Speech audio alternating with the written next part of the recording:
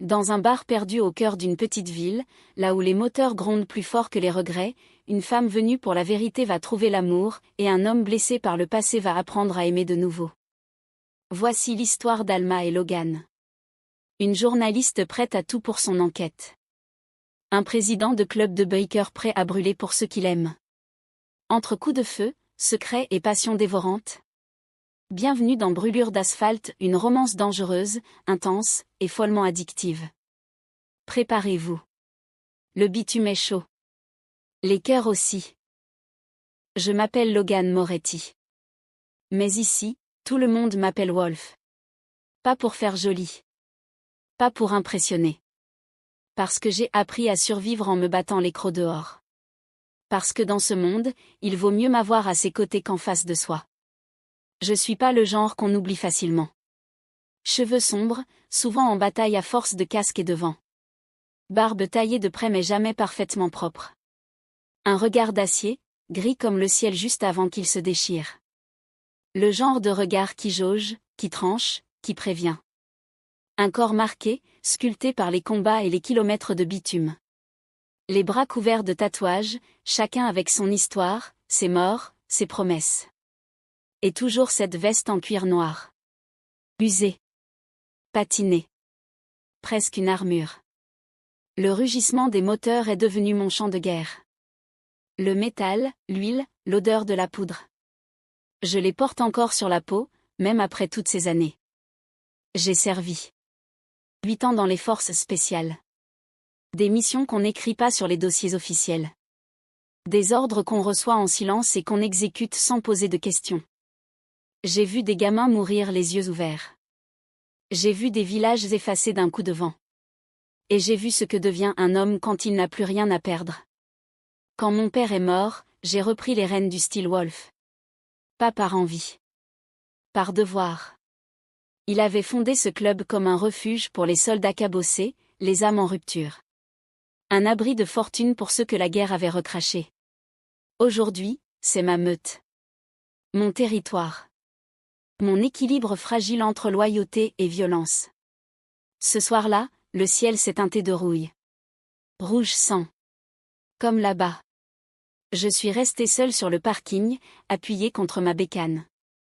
La main serrée sur mon zippo, le même que je trimballais au fin fond de l'Afghanistan. Je savais que quelque chose approchait. Un nouveau gang? Un flic infiltré? Une embrouille de plus à gérer? Non. C'était pire. C'était une femme. Je ne connaissais pas encore son nom. Je ne savais pas encore qu'elle allait retourner mon monde comme une grenade dégoupillée. Qu'elle viendrait foutre le feu dans ma routine bien rodée, avec ses yeux curieux et son carnet de notes toujours en main. Mais je l'ai senti. Comme on sent l'orage avant qu'il frappe. Comme on reconnaît l'adrénaline au goût du métal dans la bouche. Et moi? J'ai souri. Parce qu'au fond, je suis peut-être un loup. Mais j'ai toujours eu un faible pour les flammes. Je m'appelle Alma Delacroix. Et je n'ai jamais cru aux coïncidences. Je suis journaliste. Le genre qu'on appelle quand une vérité dérange. Quand quelqu'un doit poser les mauvaises questions. Et les poser fort. Mais cette fois, ce n'était pas un article. C'était personnel. Ça a commencé par un dossier. Un appel anonyme. Des photos, des relevés bancaires, un vieux mot griffonné à la hâte. Steel Wolf. Greystone. Cherche là où ça brûle. Un nom de club. Une ville au bord de l'oubli. Un endroit dont personne ne parle, sauf ceux qui en ont peur. Ou ceux qui doivent s'y enterrer. Au début, j'ai cru à une banale histoire de trafic. Un cartel déguisé sous les cuirs et les moteurs. Mais plus je lisais, plus je creusais, et plus je comprenais une chose. Ce n'était pas juste une enquête. C'était un piège. Ou une offrande. Et j'ai mordu. Je n'ai rien dit à ma rédac. J'ai pris ma bagnole, mon vieux Canon, un carnet vierge, et j'ai roulé jusqu'à Greystone. Pas pour écrire. Pas encore. Pour comprendre.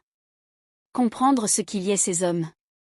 Ce qu'ils cachaient derrière leur blouson noir, leur hiérarchie de silence, leur regard qui pèse plus lourd que des mots. Comprendre pourquoi ce nom, Steelwolf, revenait encore et encore dans les marges d'affaires classées sans suite. Et peut-être, au fond, chercher un peu de ce que j'avais perdu.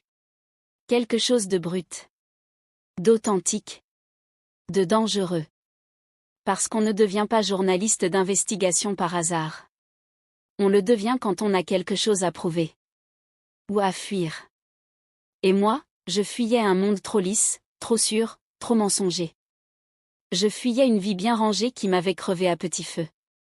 Je cherchais un endroit où le cœur bat plus fort. Même si c'est pour se briser plus violemment. Ce jour-là, quand j'ai passé le panneau d'entrée de la ville, j'ai senti l'air changer. Plus sec. Plus lourd. Chargé. Je savais que ce que j'allais trouver ne me laisserait pas intact. Mais je n'avais pas encore idée de qui allait me transformer. Je ne connaissais pas encore Logan Moretti. Pas encore. Mais je portais déjà l'odeur de l'essence et du feu sur la peau. Et moi? Moi j'ai toujours aimé jouer avec les allumettes. Le panneau rouillé indiquait Welcome to Greystone. Mais personne ne lui souhaitait vraiment la bienvenue. Alma abaissa lentement ses lunettes de soleil, laissant apparaître ses yeux d'un vert limpide, presque trop clairs pour ce paysage brûlé. Installée au volant de sa vieille décapotable, le cuir craquelé sous ses cuisses et le moteur ronronnant faiblement, elle observait les rues désertes de Greystone avec une attention qui frisait la défiance. Sa chevelure rousse, nouée à la va-vite, captait les derniers reflets du soleil comme une flamme vivante, indomptable. Une chaleur poisseuse s'élevait du bitume, lourde, étouffante, presque menaçante. Ici, tout semblait figé. Même le vent hésitait à traverser la ville. Les murs suintaient la méfiance.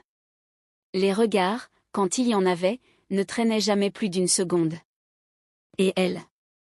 Elle était là, étrangère dans un territoire de loup, le cuir de sa veste collant à sa peau, son cœur battant juste un peu trop fort pour une simple enquête. Mais Alma n'avait jamais su résister à un mystère. Encore moins quand il sentait le danger, la poussière, et l'essence. Greystone n'était pas un endroit où on s'égarait par hasard. C'était un choix. Un risque. Une ligne droite vers les emmerdes. Elle gara sa voiture près d'un vieux diner au néon défaillant et sortit, talons claquant sur l'asphalte. Son carnet en cuir bien serré sous le bras, son appareil photo dans le sac, et dans le cœur, ce mélange d'adrénaline et de rage froide qui lui servait de boussole depuis des années. Cela faisait 6 mois qu'elle suivait la piste du Steelwolf, ce club de motards qui prétendait n'être qu'un simple bar-atelier. Officiellement, il réparait des Harley et servait de la bière. Officieusement? Des témoins anonymes parlaient de trafic, de disparition, de violences étouffées sous des liasses de cash et des regards qui ne parlent jamais. Alma voulait savoir. Elle devait savoir.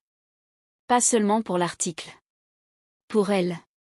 Pour toutes les fois où on lui avait dit de se taire, d'être prudente, d'être raisonnable. Elle poussa la porte du diner. Une clochette grinça comme un avertissement. Quelques têtes se tournèrent. Des regards pesants. Hostiles. Elle n'était pas d'ici. Elle n'en avait ni l'accent, ni l'allure. Veste cintrée, jean brut, lèvres rouges comme une provocation. Elle s'assit au comptoir et commanda un café noir. Puis elle observa. Chaque détail. Chaque silence. Chaque geste qui semblait trop contrôlé pour être innocent. Vous cherchez quelqu'un, madame? Le serveur, un homme à la mâchoire serrée et à la loyauté visible jusque dans les rides de son front, la fixait avec une prudence calculée. Le bar Steelwolf. Il est encore ouvert? Silence. Comme si le nom était un mot interdit. C'est pas un endroit pour les touristes, répondit-il en essuyant nerveusement un verre déjà propre. Bonne nouvelle, je ne suis pas une touriste. Elle laissa quelques billets sur le comptoir et sortit, sourire en coin. Elle connaissait ce regard. Celui des gens qui savent plus qu'ils ne veulent dire. Et derrière cette peur, il y avait de la colère. De la résignation. Et parfois, un appel à l'aide camouflé sous le silence. Elle traversa la rue. Au loin, le Steelwolf se découpait comme une bête tapie dans l'ombre, un bâtiment en tôle, bardé de graffitis, avec une meute de motos alignées comme des soldats. Le vrombissement d'un moteur lui fit tourner la tête. Un biker passait lentement, le regard dissimulé sous des lunettes noires, les bras couverts d'encre et d'histoires mal digérées. Elle frissonna. Pas de peur. D'excitation. Elle n'était pas là pour fuir. Elle était là pour gratter sous la peinture noire, pour lever le rideau sur les secrets. Et elle ne s'arrêterait pas tant qu'elle n'aurait pas trouvé ce qu'elle était venue chercher. Et ce qu'elle allait trouver, elle n'en avait encore aucune idée. La première chose qu'Alma sentit en poussant la porte du Steel Wolf, ce fut l'odeur. Un mélange brut de cuir, de bière renversée, de sueur et d'huile de moteur. L'odeur d'un monde qui ne fait pas semblant. À l'intérieur, la lumière était basse, tamisée par les néons rouges et bleus d'un jukebox qui grésillait dans un coin. Des rires rauques éclataient, des verres claquaient, et une musique sale, pleine de guitares hurlantes, vibrait à travers le plancher. Un billard enfoncé dans l'ombre. Une stripteaseuse sur une table. Un homme dormant la tête contre le bar. Bienvenue dans la gueule du loup. Elle n'eut pas besoin de demander qui était Logan Moretti. Il était là. Debout au fond, adossé contre le mur, une bouteille de whisky à la main, entouré de bikers à l'allure aussi dangereuse que décorative. Mais lui, c'était autre chose. Grand. Épaules carrées. Regard d'acier. Ses cheveux noirs légèrement en arrière, quelques mèches tombant sur son front. Barbe de quelques jours. Une mâchoire faite pour mordre. Et ce regard. Froid. Calculateur. Et diablement lucide. Il leva les yeux. Elle sentit l'impact dans sa poitrine, sec et brutal, comme un coup de feu silencieux. Il l'avait vu. Alma inspira, serra son carnet dans sa main et avança jusqu'au comptoir. La serveuse, une blonde tatouée avec des cernes de guerre et un sourire absent, la regarda de haut en bas avant de servir un shot sans qu'elle le demande. « Merci », murmura Alma. « Tu vas en avoir besoin », souffla la fille en s'éloignant. Le silence se fit progressivement autour d'elle. Les conversations se tassaient, les regards se tournaient. Elle dérangeait. Elle le savait. Mais elle ne fuyait pas. Quand Logan bougea, ce fut sans précipitation. Comme un prédateur certain de son territoire. Il traversa la pièce sans quitter Alma des yeux, la foule s'écartant autour de lui comme si l'air même refusait de lui résister. « Tu n'es pas d'ici », déclara-t-il d'une voix grave, posée, dangereusement calme. Elle se tourna vers lui, lentement, refusant de baisser les yeux. « J'en ai l'air ? » ?»« Non. T'as l'air de quelqu'un qui cherche quelque chose. » »« Ou quelqu'un. »« Peut-être que je cherche juste un bon verre, » répliqua-t-elle en levant son shot à ses lèvres. « Tu mens très mal. » Son regard la traversait, comme s'il fouillait dans ses pensées, entre ses côtes, sous sa peau. « Tu es qui ? » ?»« Alma de la Croix. » »« Ce nom ne me dit rien. »« Et pourtant, vous allez vous en souvenir, monsieur Moretti. » Un murmure amusé agita les bikers autour d'eux. Lui, ne sourit pas. Il la détailla encore, de haut en bas, sans gêne, sans pudeur. Pas comme un homme qui désire. Comme un homme qui évalue. T'es journaliste. Ce n'était pas une question. Elle haussa un sourcil. Le devinait encore. Il s'approcha d'un pas. Il faisait une tête de plus qu'elle. Elle sentit la chaleur de son corps, le cuir de sa veste, le danger qui émanait de lui comme une aura. « Je te donne une seule chance, princesse, » souffla-t-il. « Une chance de quoi ? » ?»« De foutre le camp d'ici. Avant que quelqu'un décide que tu poses trop de questions. » Elle planta ses yeux verts dans les siens. Un duel silencieux. Glacial. Puis elle sourit. Lentement. Le genre de sourire qui promet plus qu'il ne dit. Merci de l'avertissement. Wolf. Mais elle ne bougea pas. Et Logan comprit alors qu'elle allait foutre un bordel monumental dans son monde. Et il savait déjà qu'il n'arriverait pas à l'arrêter. La lumière blafarde du néon bourdonnait au plafond. La pièce exhalait une odeur tenace de cuir, d'huile de moteur et de bière rance. C'était leur antre, leur bastion. Une pièce arrière du bar, connue des seuls initiés. Pas de musique ici, pas de clients. Juste les loups. Et la loi du silence. Logan se tenait debout, appuyé contre le mur de briques noircies. Bras croisés, mâchoires serrées, regard d'acier. Face à lui, une demi-douzaine d'hommes et une femme l'observaient. Les piliers du style Wolf. Sa meute. On a un problème, finit-il par lâcher. Le silence qui suivit fut plus parlant qu'un cri. Riley tapotait nerveusement sur son briquet. Nate, bras croisés, gardait les yeux baissés. Et Jax. Jax ricana sans grâce. Tu parles de la nana en tailleur qui prend des notes mentalement à chaque gorgée de bière? Ouais, répondit Logan. Elle s'appelle Alma Delacroix. Journaliste. Putain, c'est pas une couverture, ça? Siffla Ivy, affalée sur une chaise, clope au bec, jambes croisées façon vipère en embuscade. Delacroix, genre.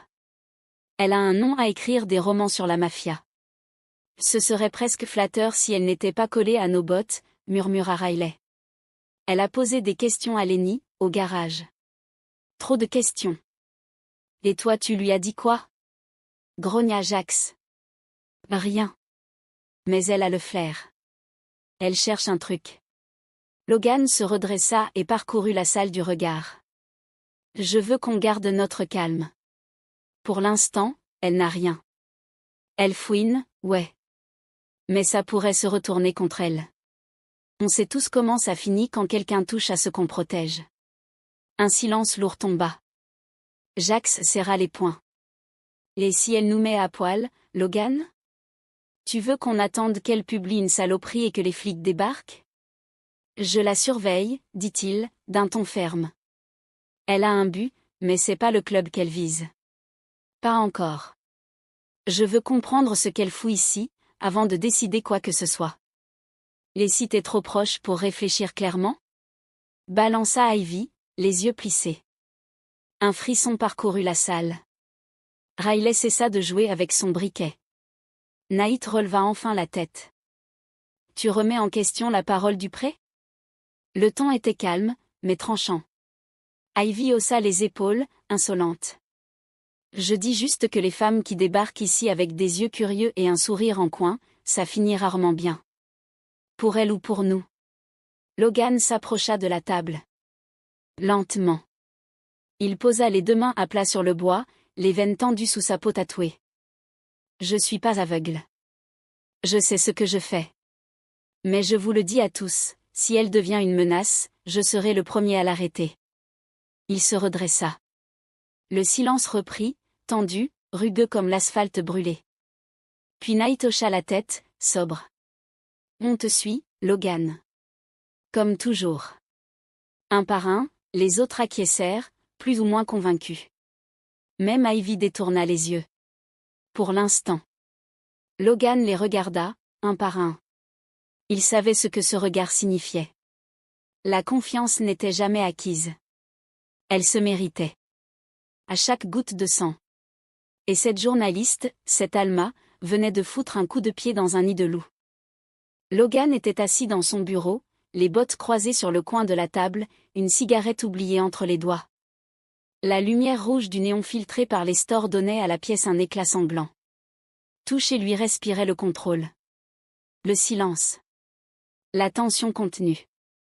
Sauf ses pensées. Alma Delacroix. Ce nom tournait dans sa tête comme une mauvaise chanson. Elle avait quelque chose. Pas seulement ce regard qui vous transperce, pas seulement ce cul de sirène moulé dans un jean trop propre pour ce bar. Non, elle avait l'intention. Le genre d'énergie qu'il reconnaissait entre mille. Il l'avait vue chez les ennemis, chez les flics infiltrés, chez les hommes prêts à mourir pour une cause qui les dépassait. Elle était venue chercher quelque chose. Et elle ne partirait pas sans. La Elta plus, non? La voix rauque de Jax résonna dans le bureau. Logan leva les yeux. Son frère d'armes était adossé au chambranle, les bras croisés, un sourire moqueur au coin des lèvres. Elle m'a surtout emmerdé. Ouais. C'est ce que j'ai dit. Logan se redressa, jeta sa clope dans un cendrier plein, puis passa une main dans ses cheveux. Je veux qu'on la surveille. Sérieux? C'est juste une journaliste. Justement. Une journaliste qui débarque ici sans prévenir, qui pose des questions, qui me regarde comme si elle cherchait à démonter chaque boulon de mon crâne. Y a rien d'innocent là-dedans. Jack s'acquiesça sans discuter. Il savait que quand Logan avait ce ton-là, ce n'était pas de la parano. C'était de l'instinct. Je vais demander à Zané et Nat de la suivre discrètement. Pas besoin de lui coller au talon. Juste savoir où elle va, qui elle voit, ce qu'elle cherche à gratter. Logan se leva, attrapa son blouson. Le cuir crissa comme une menace. Et si elle s'approche trop, on lui fait comprendre que les réponses qu'elle cherche peuvent faire mal. Pendant ce temps-là, Alma arpentait les rues de Greystone, carnet en main, sourire en bandoulière. Elle avait commencé doucement. Une conversation dans une supérette. Quelques questions posées entre deux cafés dans un salon décrépit. Elle observait, écoutait, recoupait les murmures. Et les gens parlaient, à voix basse. Toujours. Une chose revenait, encore et encore, Steel Wolf. Pas comme un simple bar. Pas comme un repère de Baker. Non, comme une entité. Un pouvoir. Une zone de non-droit enveloppée d'une loyauté féroce. J'ai rien vu, mademoiselle, souffla une vieille dame en fermant son volet. Mais vous avez entendu quelque chose ? J'ai appris à ne plus entendre, répondit-elle avant de claquer la fenêtre. Alma soupira. Elle n'en était qu'au début, mais déjà, elle sentait que tout cela dépassait un simple trafic de pièces détachées ou de contrebande d'alcool. Il y avait quelque chose de plus sombre. De plus structuré. Et Logan Moretti. Il n'était pas qu'un biker sexy avec un regard de prédateur. Il était un chef. Un stratège. Un roi sur un trône fait d'asphalte et de sang. Elle marchait, concentrée, quand elle sentit une présence. Discrète. Mais insistante. Deux silhouettes, à moto, garées à quelques mètres. Des hommes qui l'observaient sans bouger, lunettes noires et bras croisés. Elle sourit. Il savait. Il avait compris qui elle était. Ce qu'elle cherchait. Et maintenant, il la surveillait. Mais ce qu'il ignorait, c'est qu'elle n'avait pas peur. Pas encore. Le soleil s'effaçait lentement derrière les entrepôts, jetant une lumière dorée sur l'asphalte craquelé du parking du Steel Wolf. L'air sentait le métal chaud et le tabac. Alma longea les motos alignées comme des bêtes prêtes à rugir. Elle s'arrêta devant une Harley noire mate, customisée à la perfection. Chaque détail semblait pensé pour impressionner ou effrayer. Le guidon relevé comme une menace, le réservoir lustré où s'étalait un loup hurlant à la lune, et sur le cuir de la selle, une inscription brodée. R. Ghost. Alma effleura le guidon, comme si la machine pouvait lui parler. Elle avait vu ces hommes rouler, former des cortèges aussi intimidants qu'hypnotiques. Mais vue de près, la moto était presque intime. Comme un bout d'âme exposé au soleil. Oh joli, hein ? Elle sursauta. Une silhouette mince se découpait dans l'ombre du hangar. Un type blond, les bras couverts de cambouis, un regard pâle et limpide comme de l'eau stagnante. Il mâchonnait un cure-dent sans réel enthousiasme. T'es la fouineuse, pas vrai ? La fille au carnet invisible. Alma, répondit-elle, droite dans ses bottes. Et vous êtes ? Riley. Le mécano. Et cette bécane, c'est ma femme. Alors touche-la doucement. Elle esquissa un sourire en coin. Elle est magnifique. Elle a l'air féroce. C'est l'idée, ouais. Faut savoir la tenir. Sinon, elle t'envoie dans le décor. Il s'approcha lentement, essuyant ses mains sur un chiffon usé. Vous leur donnez tous des noms ? Non. Juste celles qui mordent. Un silence s'installa. Le genre de silence où le moindre mot peut se transformer en menace ou en confidence. Et toi, reprit-il, t'as pas une petite voiture hybride garée quelque part ? T'es pas le genre de roue, si. J'observe, c'est tout. J'essaie de comprendre votre monde. Mauvaise idée. Pourquoi ? Il haussa les épaules. Mais dans son regard, une ombre passa. Parce qu'on joue pas avec les loups. Elle le fixa. Il ne souriait pas. Il ne plaisantait pas. Et pourtant, Il n'y avait ni hostilité, ni menace. Juste un constat. Comme s'il disait la météo. Et vous, Riley, vous jouez à quoi? Il lâcha un rire bref, sans joie. Moi. Je répare. Ce que les autres cassent. Les motos. Les visages. Les cœurs, parfois. Mais toi, tu devrais pas traîner ici. Ce n'est pas un avertissement. C'est un conseil. Il recula d'un pas, jetant un regard furtif vers la porte du bar qui s'était entr'ouverte. Une silhouette massive venait d'apparaître. Logan. Il n'avait rien dit, mais il avait tout vu. Riley glissa les mains dans ses poches et recula. Fais attention, Alma. Ici, même la curiosité peut avoir un prix.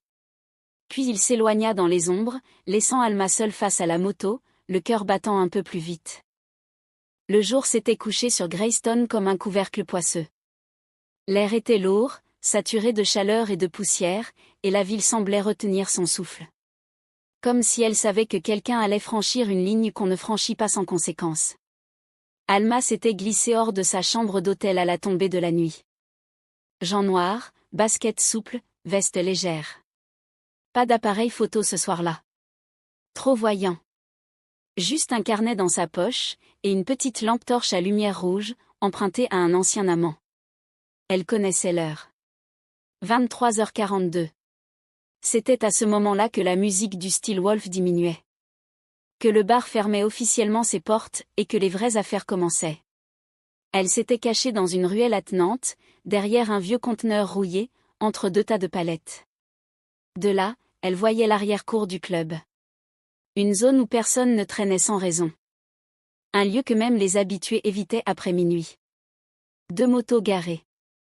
Un pick-up noir sans plaque. 3 hommes en cercle, discutant à voix basse. L'un d'eux tenait une mallette. Un autre la cigarette au bec, les mains pleines d'anneaux. Et un troisième, elle le reconnut. Zane Cooper.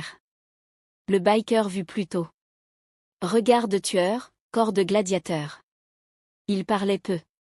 Il transmettait tout avec sa présence. Elle se pencha. Trop loin pour entendre. Trop près pour rester longtemps invisible. Quelque chose passa de main en main. Pas de la monnaie. Pas un simple deal de bière artisanale. Des petits sachets. Trop blancs pour être du sucre, trop soigneusement emballés pour être inoffensifs. Un échange rapide. Des mots coupés. Puis un rire. Un claquement de mains. Et cette phrase, portée par le vent. Le vieux Moretti ne doit jamais savoir qu'on fait ça dans son dos. Alma sentit le sang lui battre dans les tempes. Une transaction sans l'accord du boss?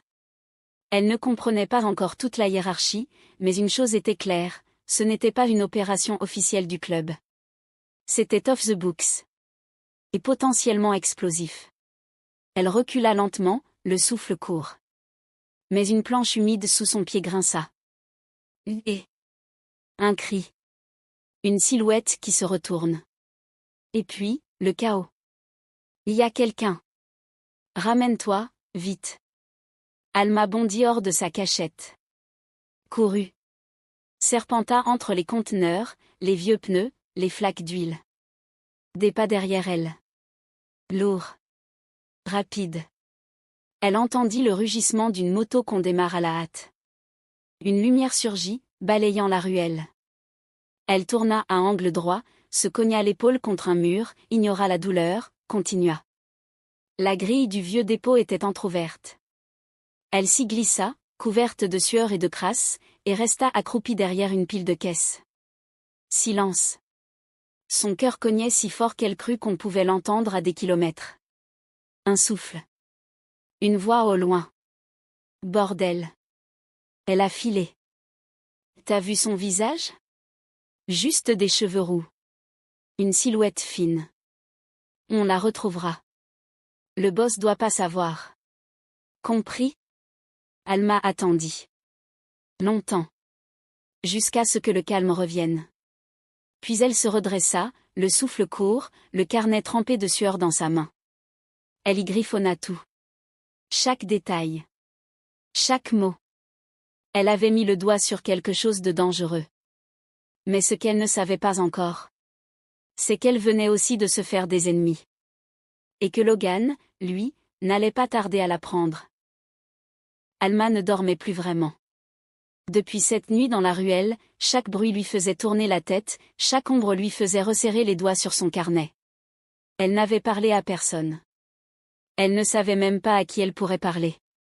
Elle s'était contentée d'écrire, de documenter et de surveiller. Mais ce matin-là, ce fut sa porte qui la réveilla.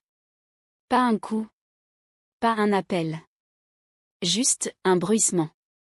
Le genre de son qu'on entend à peine, si on n'a pas appris à écouter le silence. Elle ouvrit lentement, les sens en alerte. Personne. Juste une enveloppe. Froissée. Déposée là, comme un crachat discret. Elle la ramassa, l'ouvrit. Tu poses trop de questions. Fous le camp, la rousse. Tant qu'il est encore temps. Pas de signature. Pas d'erreur. Quelqu'un la surveillait. Quelqu'un savait où elle dormait. Elle referma la porte et s'adossa contre, le souffle coupé. Elle en avait vu d'autres. Des menaces. Des intimidations. Elle avait traversé des quartiers où les gosses jouaient avec des douilles vides. Mais cette fois, il y avait autre chose. Quelque chose de personnel. Quelque chose qui disait, tu as touché là où il ne fallait pas. Logan apprit la nouvelle par Ivy. La serveuse avait surpris une conversation entre Alma et la réceptionniste du motel. Il n'en fallut pas plus pour que la mèche remonte jusqu'à lui. Quand il débarqua sur le parking du motel, casque à la main, mâchoire serrée, ce n'était pas en tant que biker. C'était en tant que chef de meute. Et il ne laissait pas ses loups devenir des putains de chacals. Il frappa à sa porte. Fort. Une fois. C'est moi. Alma ouvrit, déjà sur la défensive. Qu'est-ce que vous faites là? J'ai entendu parler de la lettre. Elle ne répondit pas. Mais son regard s'assombrit. Alors? Vous êtes venu me faire peur aussi? Il entra sans attendre d'invitation. Elle recula, mais ne protesta pas. Écoute-moi bien, princesse. Ce que tu as vu l'autre soir? Je n'ai rien vu. Arrête. Je ne suis pas con. Et toi non plus. Silence. Électrique. Le genre de silence qui gronde sous la peau. Si quelqu'un te menace, ça ne vient pas de moi. Ni de mes hommes. Parce que vous contrôlez tout ce qui se passe dans cette ville, peut-être? Je contrôle ce que je peux. Et je ne laisse pas une femme se faire emmerder sur mon territoire. Je ne vous ai rien demandé, Logan. Je m'en fous. Ces mots claquèrent, secs, nets. Tu restes ici? Très bien. Mais à partir de maintenant, tu ne bouges jamais seul. Tu ne t'approches plus de l'arrière du bar. Tu gardes les yeux ouverts. Et si je refuse? Alors je te colle une ombre. Un type à toi au cul 24 heures sur 24. Et crois-moi, tu préféreras ma version à celle des types qui veulent que tu te taises. Elle croisa les bras, tendus comme une corde. Mais dans ses yeux, il y avait autre chose. Une lueur, fine, presque imperceptible. De la reconnaissance mêlée à la rage. Pourquoi, vous me protégez? Parce que ce monde n'a déjà pas assez de règles. Et que la mienne est simple. On ne menace pas une femme sous ma garde.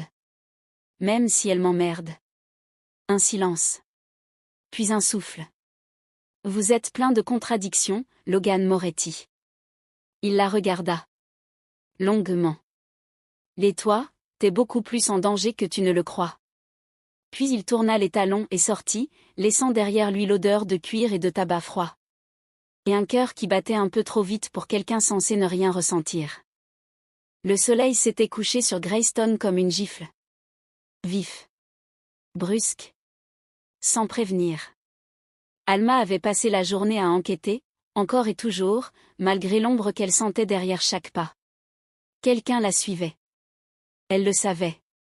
Un bruit de pas trop régulier, un reflet dans une vitrine, un regard trop insistant depuis une ruelle. Mais elle s'obstinait. Elle posait les mauvaises questions aux mauvaises personnes. Et ça, Logan le savait. Trop bien. Quand elle rentra au motel, un frisson dans le dos, il était là. Appuyé contre sa moto, bras croisés, mâchoire serrée. Il ne bougeait pas. Il attendait. Pas besoin de parler. Son regard suffisait à hurler. Monte, dit-il d'une voix qui ne demandait pas. Elle s'arrêta net, les clés à la main. Et si je refuse? Alors je te mets sur la moto moi-même. Et crois-moi, ce serait moins élégant. Ou moins habillé. Elle arqua un sourcil. Mais elle monta. Le moteur rugit. Ils quittèrent la ville. L'asphalte devint plus sauvage. Plus réel. Jusqu'à ce qu'ils coupent le contact devant une vieille station-service abandonnée. Pas un bruit. Pas un oiseau. Juste le vent qui poussait la poussière contre les tôles. Il descendit de la moto d'un bond sec. Tu vas finir par crever, Alma, à jouer à la justicière dans un monde qui n'en a rien à foutre des héros. Et vous allez finir par admettre qu'il y a un cancer dans votre club. Et qu'il vous ronge de l'intérieur. Il se tourna. Ses yeux brillaient d'une lueur dangereuse. Tu crois que je le sais pas? Tu crois que j'ai pas vu ce que Travis manigance? Tu crois que je dors tranquille, bordel? Silence. Alors pourquoi tu me protèges? Pourquoi tu m'embarques ici au lieu de régler ton problème à ta façon? À la Logan Moretti? Parce que... Il inspira. Fort. Comme si les mots lui brûlaient la gorge. Parce que j'arrive plus à penser quand t'es en danger. Parce que je suis foutu. Il s'approcha. Trop vite. Trop près. Elle recula d'un pas. Mais pas deux. Tu veux me sauver? Demanda-t-elle, la voix tremblante. Non. Je veux pas te perdre.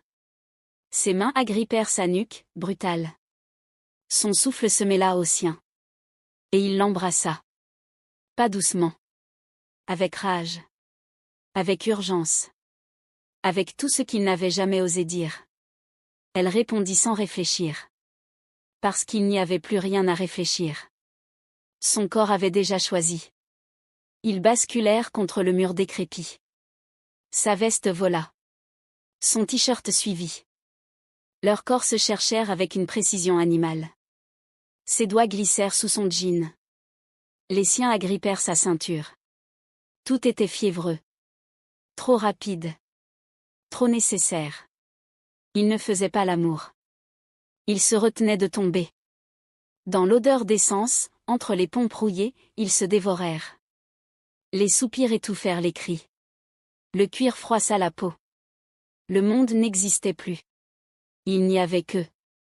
Et cette douleur qui ressemblait à du désir. Ou l'inverse.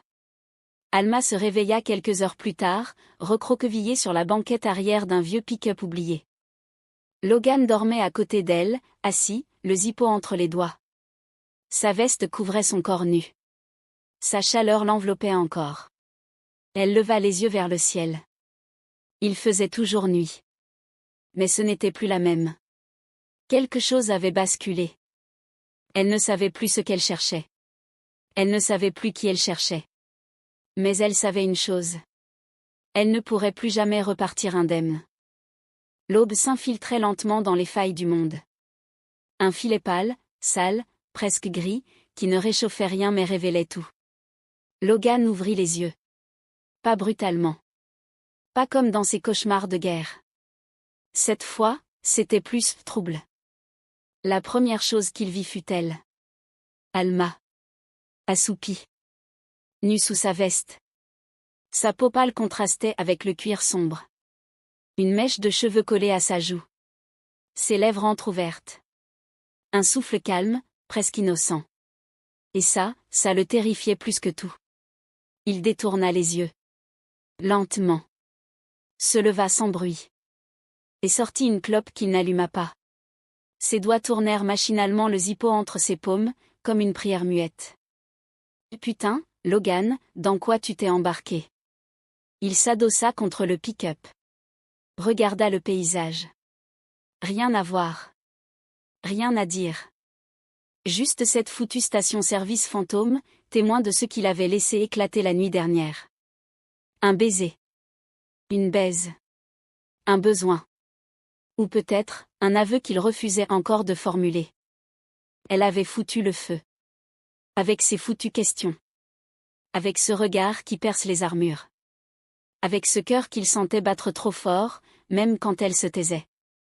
Il entendit le froissement discret d'un drap de fortune, un souffle retenu. Elle était réveillée.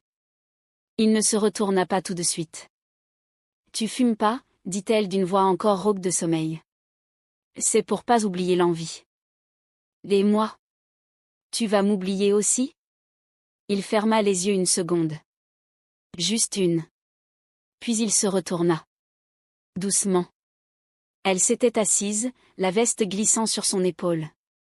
Elle le fixait, sans jouer, sans défier. Juste une femme. Une vérité qu'il n'était pas prêt à affronter. Non, répondit-il. Un mot. Sec. Brutal. Mais chargé. Trop chargé. Il s'approcha. Vint s'accroupir devant elle. Ses mains attrapèrent les siennes, rugueuses contre fines. Mais t'es pas d'ici, Alma.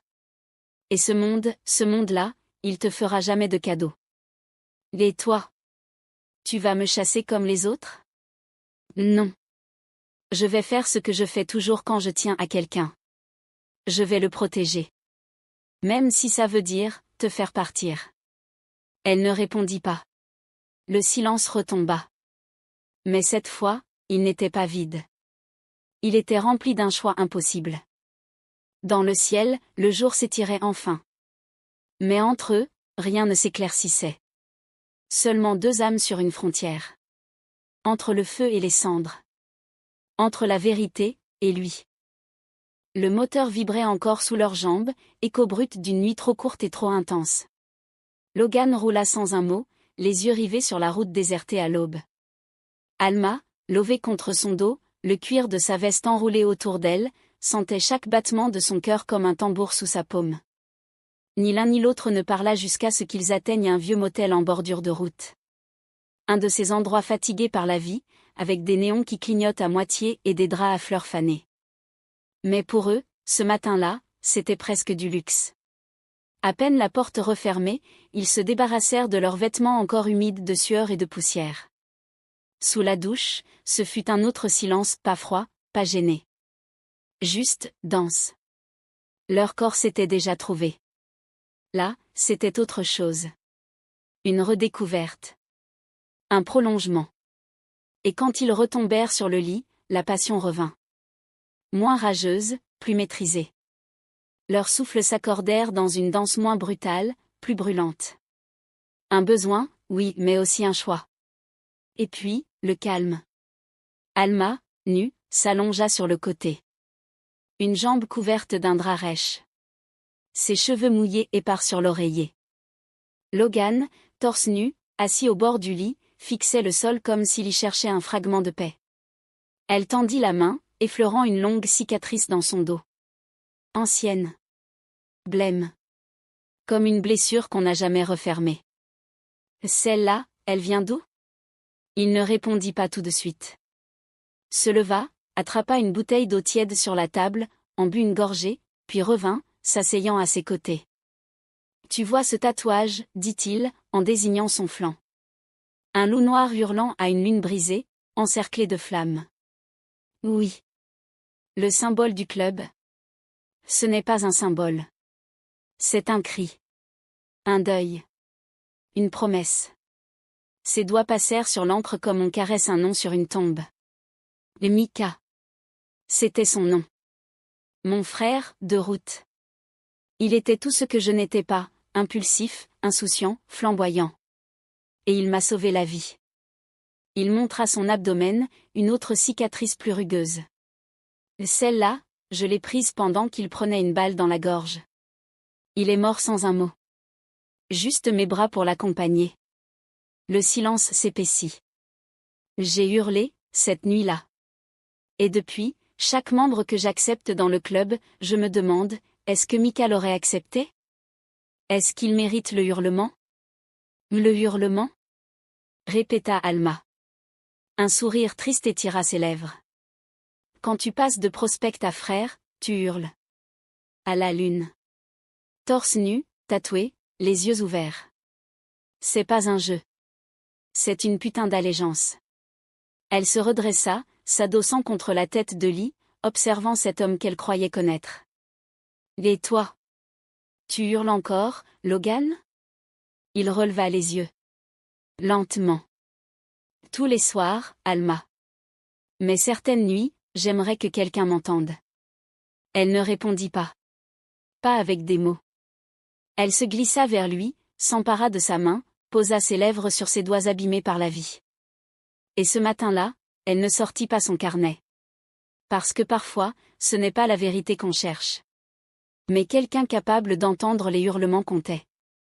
Le jour s'infiltrait lentement à travers les rideaux élimés du motel, peignant des lignes dorées sur le sol craquelé.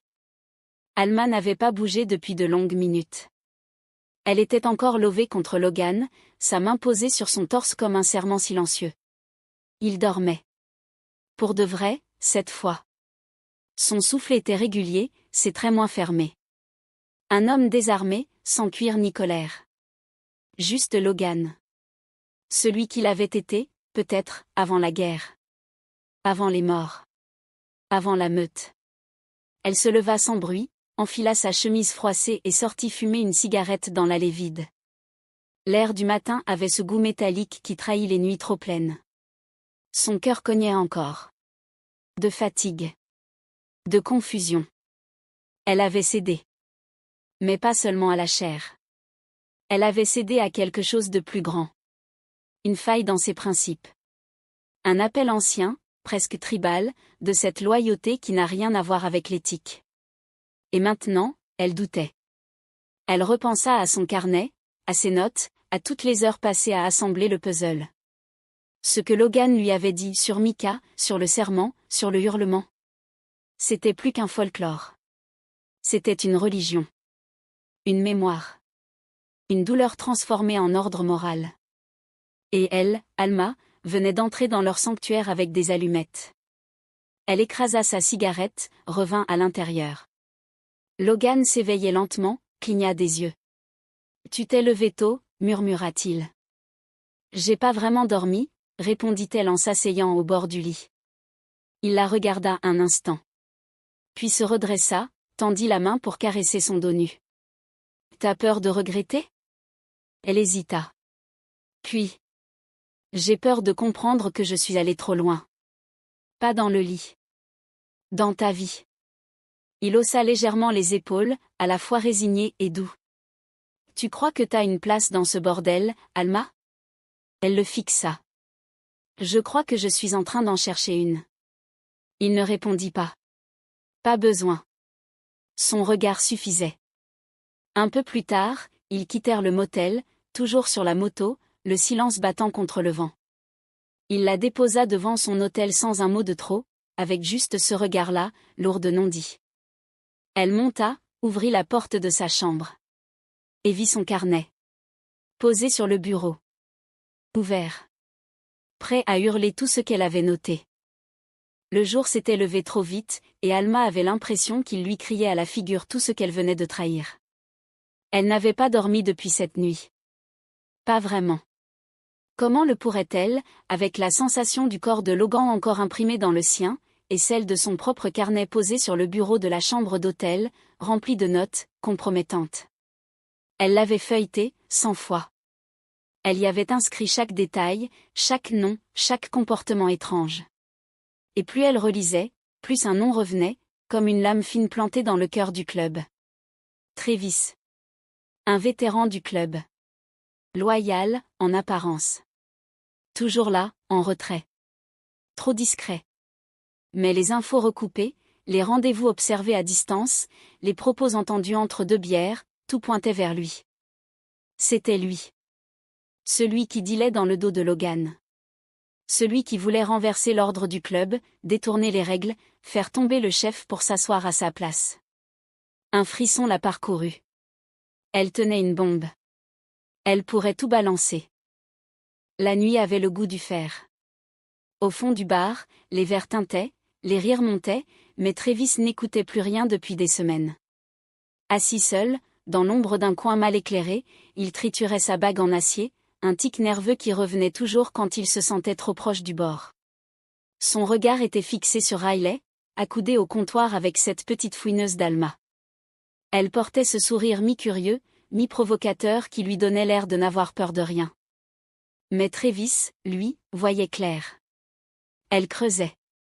Trop profond. Et Riley, le pauvre qu'on se laissait prendre au jeu. Il n'entendait pas tout, mais il avait vu Riley glisser un regard vers la porte de l'arrière-cour.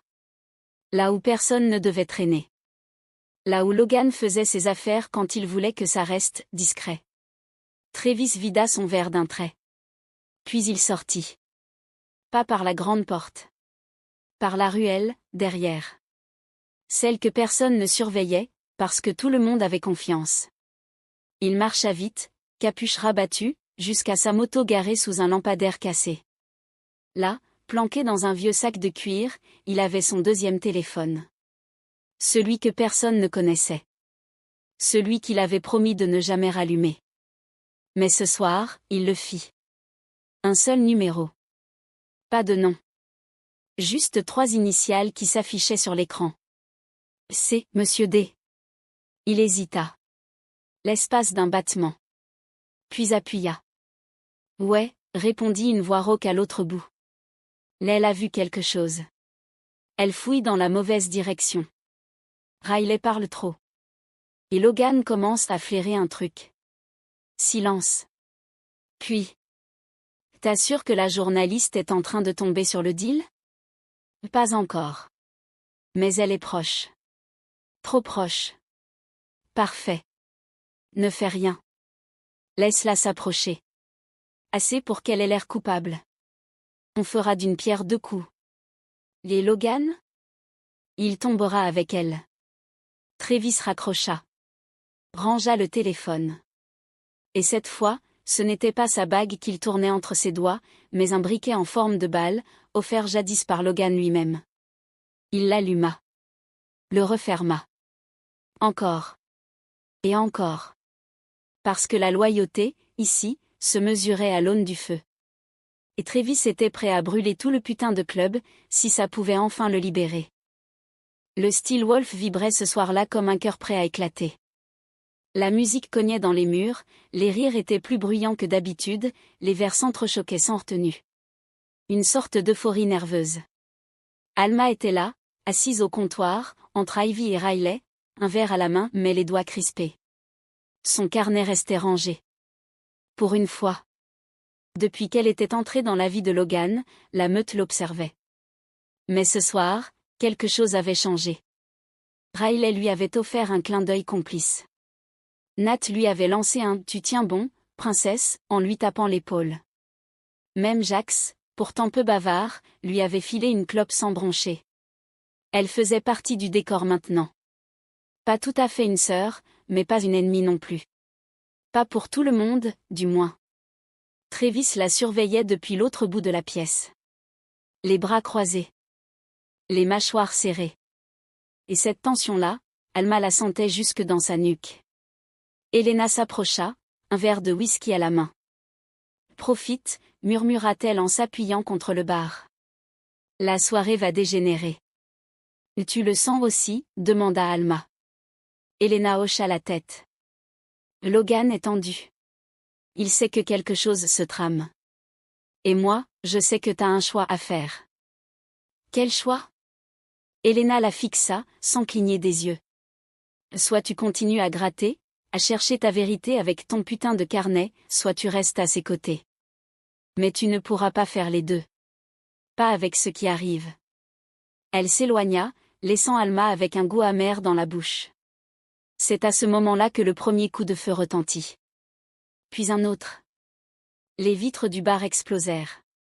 Des cris. Des corps jetés au sol. La fumée, le chaos.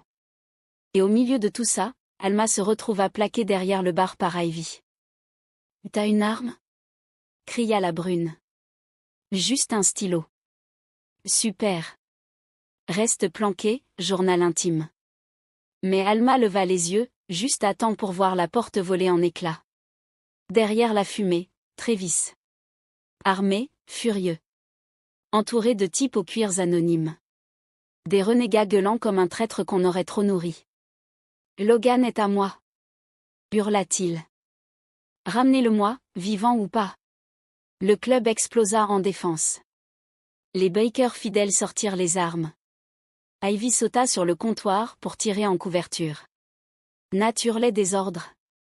Jax renversait les tables. Un putain de champ de bataille. Et Alma? Plaquée au sol. Le souffle court. Viens. Lança une voix familière. C'est moi. Logan. Le regard noir, le sang sur la tempe, l'adrénaline dans les veines. Il l'attrapa sans douceur. La serra contre lui. L'entraîna à travers une porte dérobée. Ils coururent. À travers le parking en flammes. Jusqu'à la moto. La sienne. Cachée derrière un container. Monte. Elle n'hésita pas. Ils roulèrent. Longtemps. Jusqu'à sortir de la ville. Jusqu'à ce que les bruits de guerre deviennent des échos lointains. Ils s'arrêtèrent près d'un vieux hangar à moitié éventré. Logan coupa le moteur, descendit. Les épaules crispées. Les mains en sang. T'es blessé? Souffla-t-elle. Pas assez pour mourir.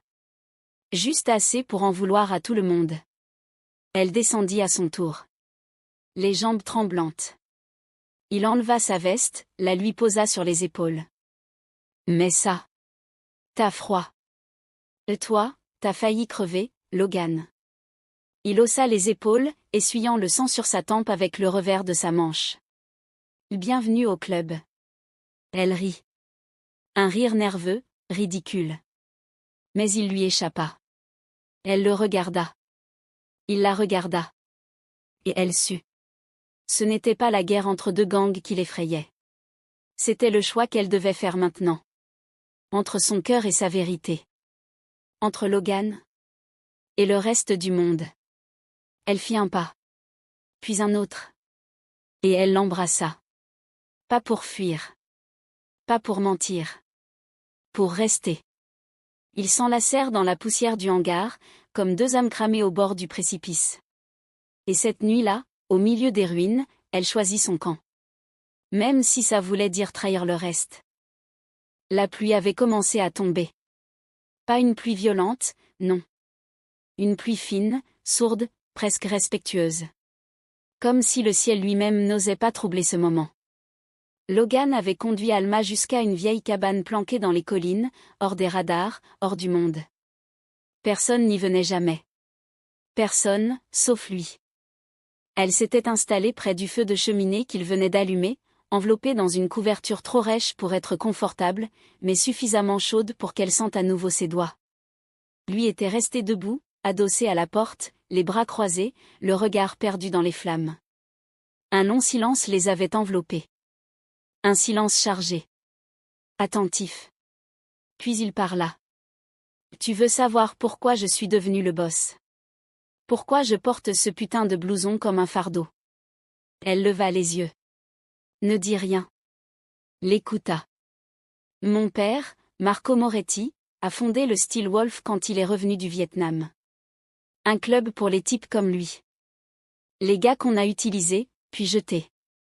Il voulait pas qu'on crève seul, qu'on finisse alcoolo dans des fosses communes à l'ombre des drapeaux qu'on avait servis. Il s'arrêta, regarda ses bottes. J'ai grandi là-dedans. Dans le bruit, les moteurs, les règles qu'on écrit avec le sang et qu'on respecte avec le silence. J'ai juré que je ne suivrais pas sa route. Alors j'ai signé chez les forces spéciales. 8 ans. 2 guerres. Une boîte pleine de médailles, et 2 cercueils de frères d'armes que je porte encore sur les épaules. Alma sentit sa gorge se serrer. Quand mon père a été assassiné, j'ai pas eu le choix. Le club partait en vrille. Certains voulaient le vendre au plus offrant, d'autres transformaient le bar en plaque tournante pour tout ce que l'État interdit. J'ai repris les rênes. Pas parce que je voulais. Parce que j'étais le seul à pouvoir le faire sans qu'on finisse tous au cimetière ou en tôle. il s'approcha lentement. S'accroupit devant elle. Ce monde est crade. Tu le sais. T'as vu l'ombre. T'as vu ce qu'on cache. Mais il y a aussi, ça. Il posa une main sur sa poitrine. Ce putain de sens des valeurs. La loyauté. L'honneur. La famille. Ce que je protège, c'est plus qu'un business. C'est des vies. Des hommes paumés qui ont trouvé un endroit où ils sont pas des monstres. Où ils sont des frères. Il marqua une pause. Son regard accrocha le sien. Et maintenant, y a toi. Logan. Tu me regardes comme si j'étais un homme. Mais je suis un putain de champ de mine. Et si tu restes, tu vas sauter avec moi. Alma sentit ses propres barrières se fissurer. Elle voulait lui dire qu'elle comprenait. Qu'elle ne le voyait pas comme un héros, mais comme un homme brisé qui essayait encore de tenir debout. Elle voulait lui dire qu'elle était là. Mais ses doigts tremblaient. Parce qu'elle avait encore ce foutu carnet dans son sac. Parce qu'elle avait encore une vérité à dire. Parce qu'au fond, elle ne savait plus si elle était ici en tant que journaliste ou en tant que femme. « Tu dois partir, Alma », murmura-t-il. « Et toi ? Tu crois que ça s'efface, ce qu'on a vécu ? Non. Ça te marque. Comme un tatouage qu'on regrette jamais vraiment. » Le silence retomba. Mais cette fois, ce n'était plus un silence de peur. C'était celui d'un choix impossible. Et Alma savait qu'elle était arrivée à la croisée des chemins. Entre le devoir et le désir. Entre l'homme et le monstre. Entre la vérité et Logan. La route de retour était silencieuse. Ni Logan ni Alma ne parlaient. Le moteur de la moto était le seul bruit, régulier, hypnotique, comme un battement de cœur mécanique dans la nuit. Elle n'avait pas dit si elle allait rester. Il n'avait pas insisté. Mais il savait. Il savait qu'il n'y aurait pas de retour en arrière. Qu'il l'avait laissée entrer, là où personne n'entrait. Et qu'elle avait vu. Compris. Ressenti. Ils approchaient de la ville. Les premières lumières de Greystone clignotaient à l'horizon comme des étoiles malades. Et puis, une détonation. Sèche. Proche. Baisse-toi. Cria Logan en penchant la moto sur le côté. Le pneu arrière explosa. La bécane se déroba dans un crissement monstrueux. Ils glissèrent, roulèrent, heurtèrent le bitume avec la violence d'un choc qu'on ne voit pas venir. Logan se releva en premier, déjà sur ses appuis, déjà prêt. Son arme sortit. Mais il était trop tard. 3 silhouettes encagoulées fondirent sur Alma. Elle cria. Se débattit. Une main lui bloqua la bouche, une autre la traîna en arrière. L'Alma. Hurla Logan. Il tira. 2 balles. L'un des types s'écroula. Mais les autres disparurent déjà dans l'ombre d'un pick-up noir.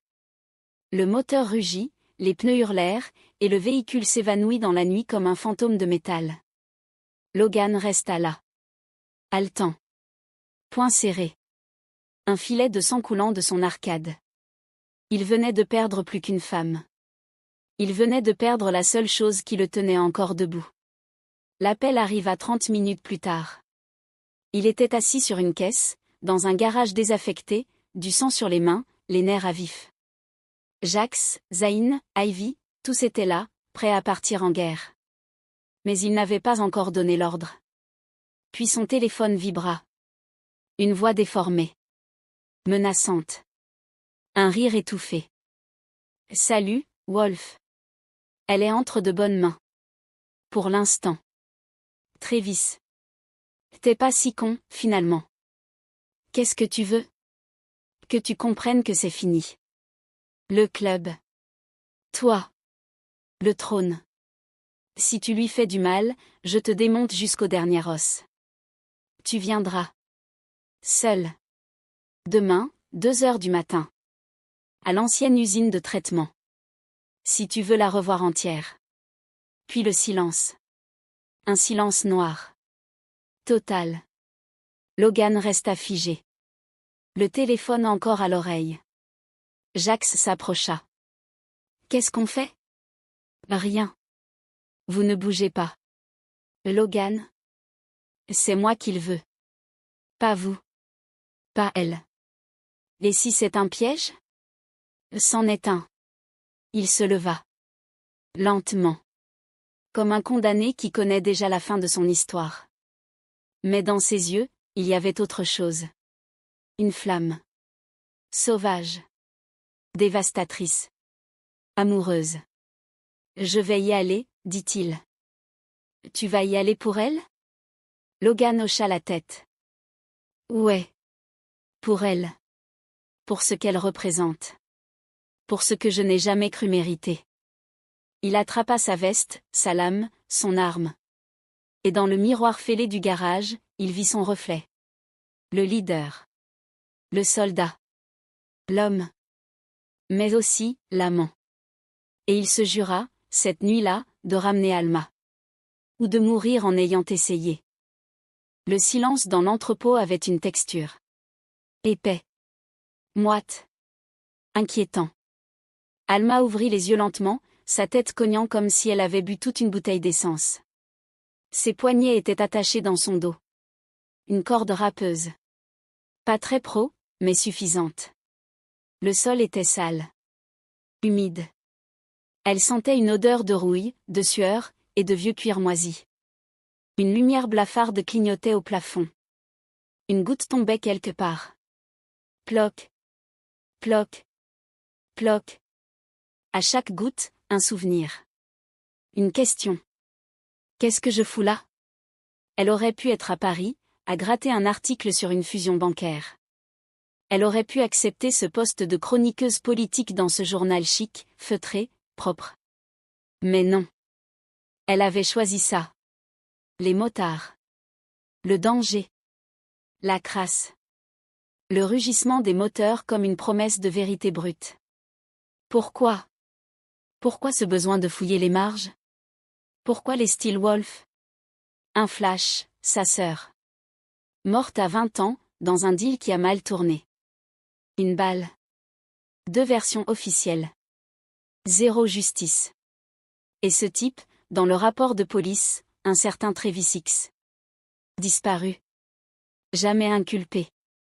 Mais le même nom était réapparu, des années plus tard, dans un murmure, dans un bar louche de Greystone. Et puis, il y avait Logan. Pas dans l'enquête. Dans sa peau. Dès la première fois qu'elle l'avait vu, elle avait senti que ce club avait ses propres règles. Son propre code. Brutal. Animal. Mais, cohérent. Ce n'était pas l'adrénaline qui l'avait retenu ici. C'était la cohérence dans la violence. La loyauté dans la brutalité. Et cette impression troublante que Logan protégeait quelque chose de précieux, même s'il devait y laisser son âme. Alma baissa les yeux vers la corde qui la serrait. Tu voulais la vérité, non? Voilà où ça mène. Mais elle ne regrettait pas. Pas vraiment. Parce qu'elle n'était plus seulement en quête de réponse. Elle voulait comprendre ce monde. Et comprendre cet homme. Et au fond d'elle, une voix murmurait que c'était lui la vraie raison de sa présence ici. Pas son enquête. Pas sa carrière. Pas sa vengeance. Juste Logan. Et cette lumière dans ses yeux quand il parlait de loyauté, de famille, de hurlements à la lune. Elle ferma les yeux. Elle savait maintenant ce qu'elle risquait. Mais elle savait aussi pourquoi elle ne pouvait plus faire marche arrière. L'usine de traitement abandonnée se dressait dans le noir comme une carcasse d'animal mort. Les fenêtres étaient brisées, les murs tagués, et l'air sentait le métal froid et l'humidité. Un décor parfait pour une exécution symbolique. Alma était là, ligotée à une chaise rouillée, au centre d'une pièce vide. Une ampoule nue pendait au-dessus d'elle, balançant une lumière maladive. Son visage était marqué, pas de sang, pas encore, mais l'angoisse avait creusé des sillons sur sa peau. Elle entendait les bruits autour. Des rires. Des cliquetis d'armes. Le bruit sourd de bottes sur le béton. Et dans son ventre, la peur. Pas pour elle. Pour lui. Parce qu'elle savait que Logan viendrait. Même si c'était un piège. Même si c'était fou. Il viendrait. Et il viendrait seul. Mais Logan n'était pas seul. Pas vraiment. Jax, Zayn, Nat, Riley. Les hommes en qui il avait encore confiance l'avaient suivi, sans poser de questions. Sans exiger de garantie. Parce que c'est ça, un club. C'est pas les bécanes. C'est pas le bar. C'est les hommes prêts à tomber avec toi dans la merde sans jamais demander pourquoi. Ils avaient encerclé l'usine. En silence. Logan, lui, entrait par l'avant. Droit.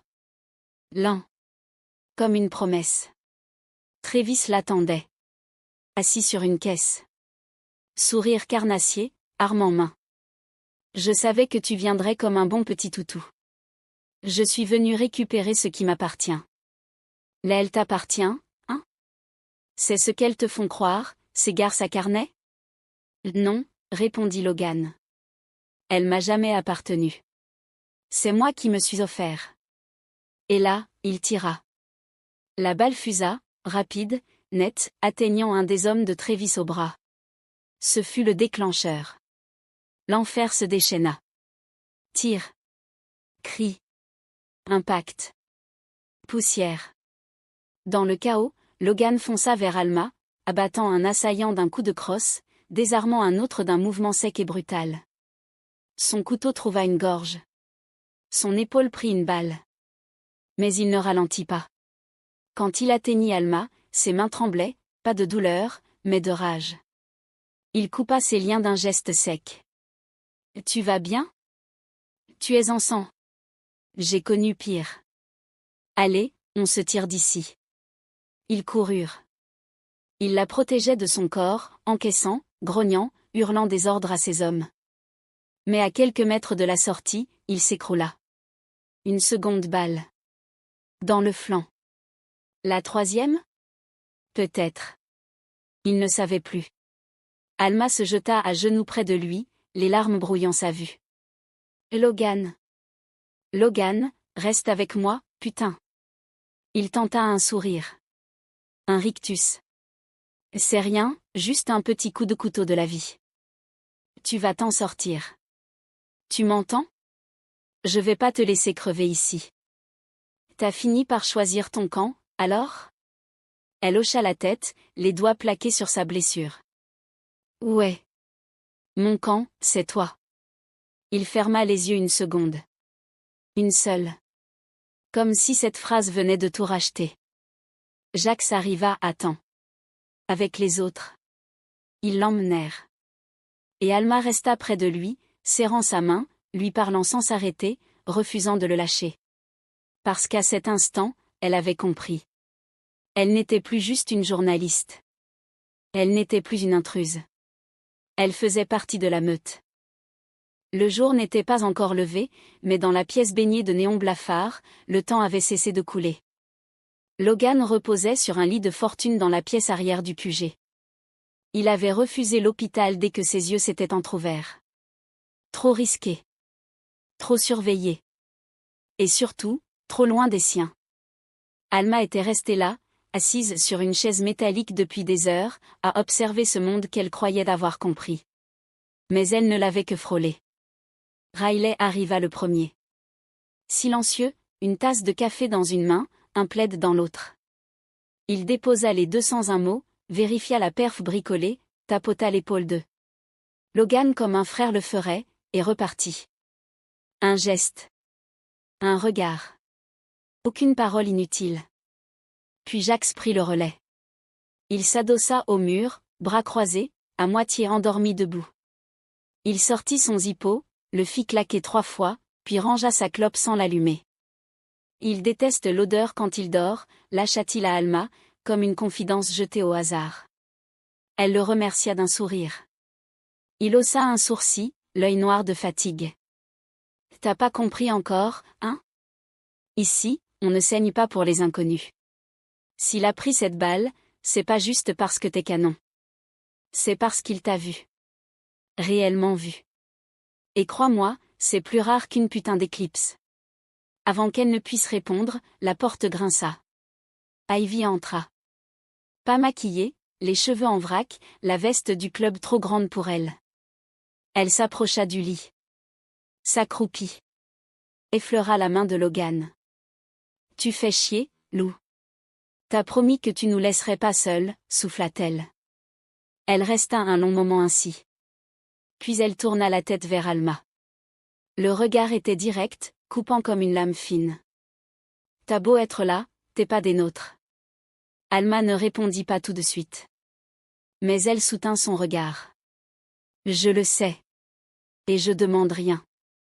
Alors ne brise rien, répondit Ivy. Parce que même un loup blessé peut encore mordre. Et ceux qui l'aiment? Il déchiquette. Jax grogna un rire sec. Poétique ce soir, Ivy.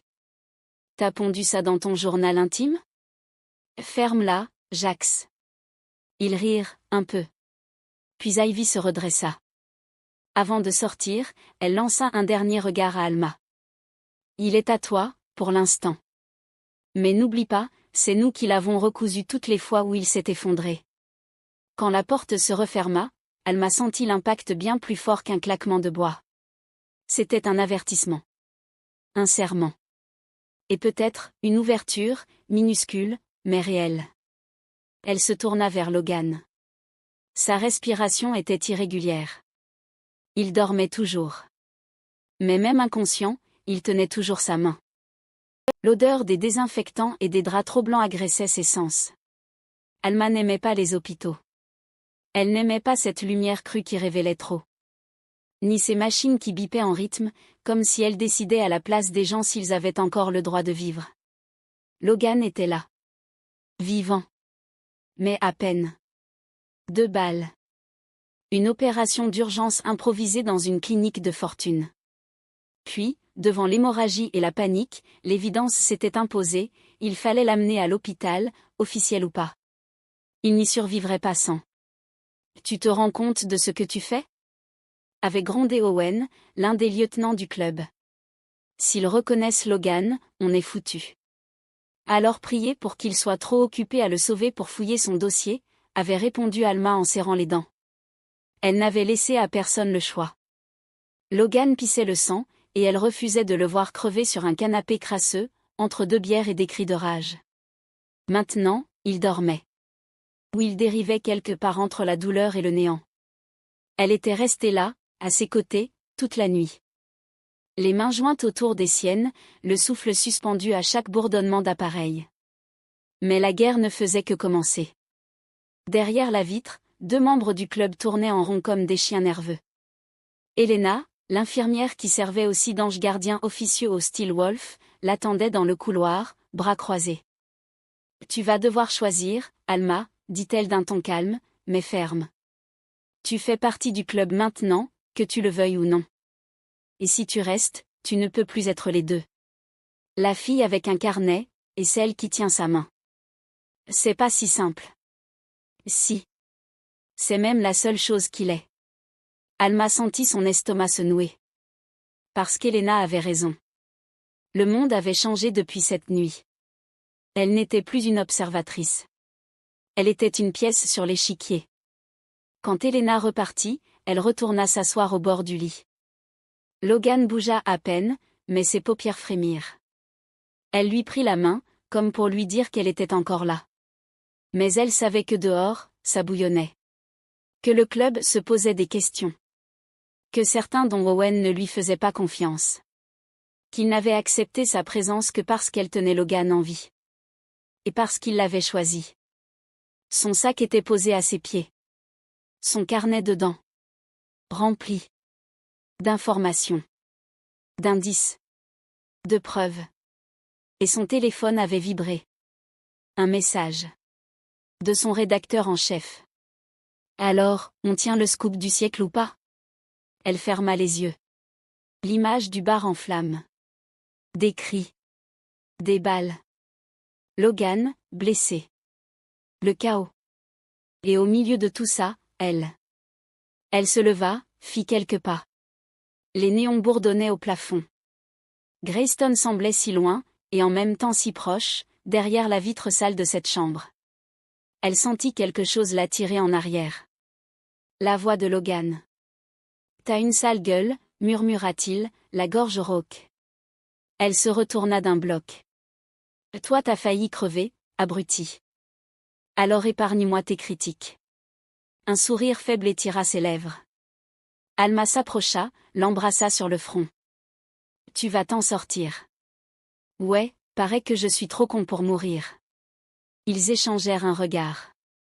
Et dans ce regard-là, plus rien ne comptait. Elle s'assit au bord du lit. Il attrapa faiblement sa main. Tu vas retourner à ta vie, hein? Ton carnet, tes articles. Ce monde où les choses ont un sens. Peut-être. T'inquiète.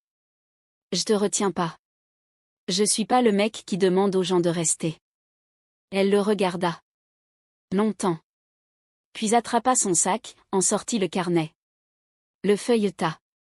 Tout c'est moi. Toutes ces notes. Toute cette histoire. Et sans un mot, elle le déchira. Page après page. Lentement. Précisément. Comme un acte de foi. Elle jeta les morceaux dans la poubelle. Logan haussa un sourcil, abasourdi. Sérieux? J'ai trouvé mieux que l'histoire. C'est quoi? Elle se pencha, murmura contre ses lèvres. Toi. Il rit. Un rire rauque, douloureux, mais vrai. Et elle sentit son cœur battre plus fort. Il posa sa main contre sa joue. Bienvenue chez les fous. Je suis journaliste, Logan. Pas idiote. Et pour une fois, je choisis l'homme. Pas l'article. Ils se regardèrent sans mots, dans cette pièce aseptisée qui sentait le sang, les secondes volées et la tendresse maladroite. Et pour la première fois, Alma Delacroix ne cherchait plus la vérité. Elle la tenait déjà. Dans sa main. Le ciel de Greystone avait retrouvé son calme. Du moins, en apparence. Le bar du Steel Wolf pansait encore ses blessures. Des balles dans les murs, des ratures dans les cœurs. Mais l'essentiel tenait bon. Logan était rentré. Pas indemne, mais debout. Alma, elle, avait posé ses valises. Définitivement. Elle n'écrivait plus pour dénoncer. Elle écrivait pour se souvenir. Et Helena. Helena observait. Toujours depuis l'ombre. Toujours debout, comme une louve qui veille. Ce soir-là, elle nettoyait le comptoir, un torchon à la main, l'esprit ailleurs. Logan et Alma riaient au fond du bar, leur complicité redevenue presque légère. La musique tournait doucement, pas trop fort. Assez pour oublier.